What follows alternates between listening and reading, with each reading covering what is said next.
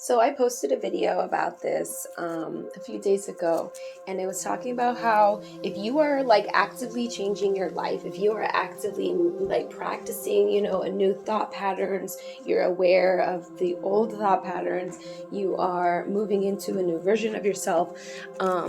I have come to the realization after listening to a lot of Dr. Joe Dispenza, which I highly, highly recommend because they are amazing, talking about neuroscience and quantum physics and how this beautiful brain of ours works and all of that jazz.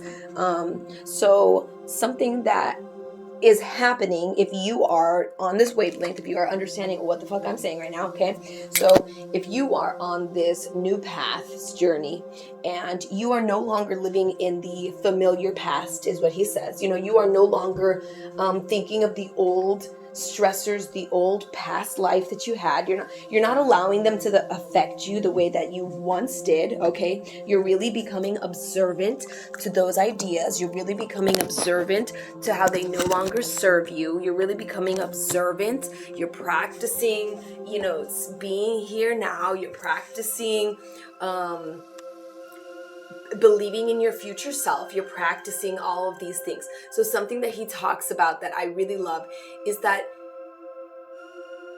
he talks about you really have to love your future more than you love your past. And even though you don't love your past, it's the familiar, comfortable thing that your brain is used to thinking about, okay? So your brain has thought about the past and all the problems, and then, of course, like some of your current problems, every day for thousands of times a day.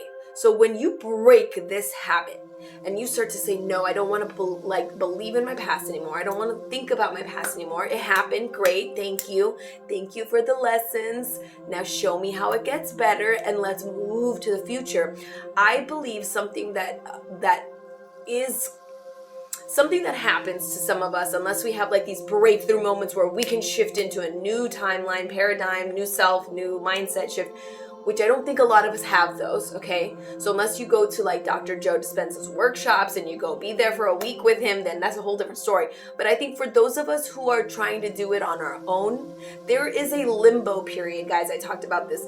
I believe there is a limbo period from your old self, the old identity and those old thought patterns, to you thinking about your future positively, you getting excited for your future and you being there. And I think there is a limbo period where you're literally creating your future.